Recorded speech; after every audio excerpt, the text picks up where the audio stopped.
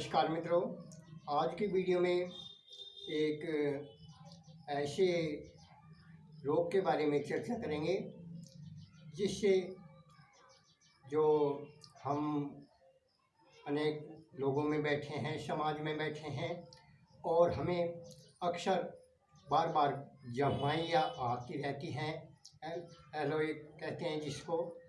तो उससे हमें अपने अंदर हीन भावना पैदा होती है और एक अंदर ही अंदर घुटन सी, अपमान सा महसूस होता है। तो जानते हैं जम्हाइयाँ क्यों आती हैं।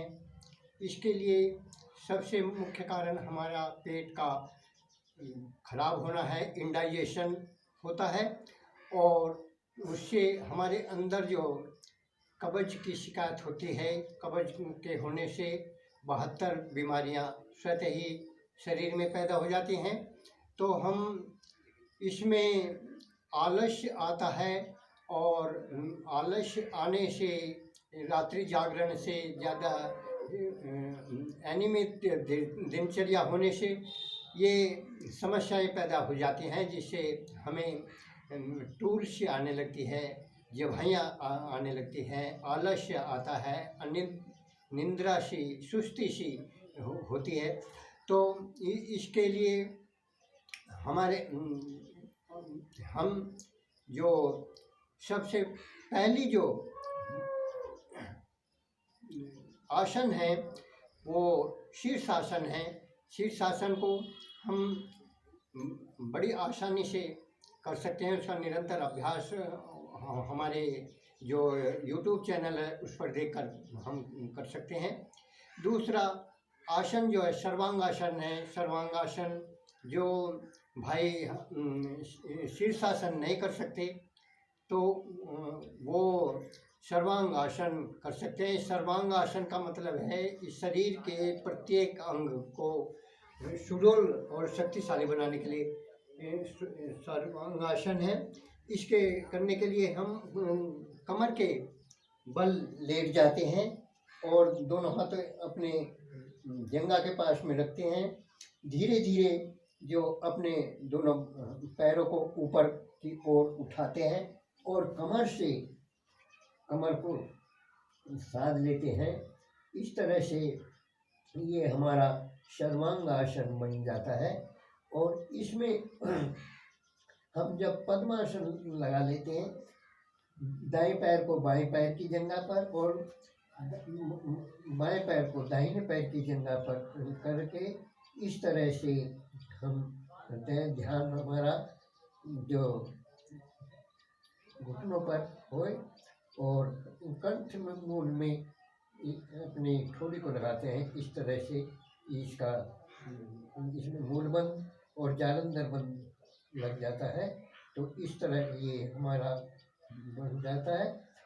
इन दोनों का निरंतर अभ्यास करने से हमारे ये सुस्ती, आलस्य भाग जाता है और कब्ज भी दूर होती है।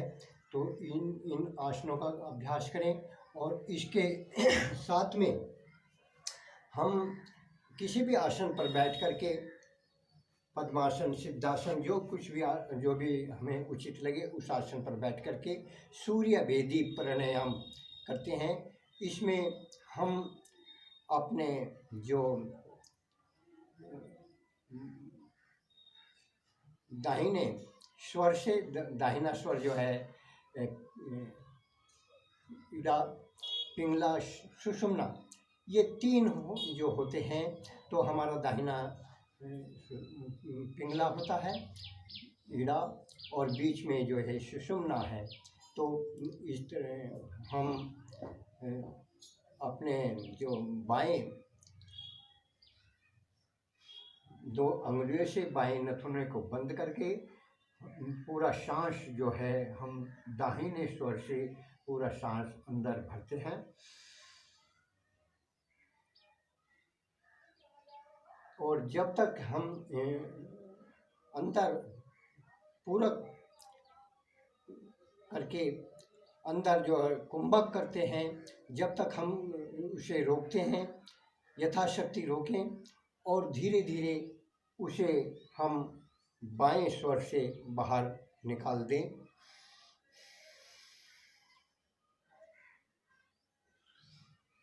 तो ये हमारा सूर्य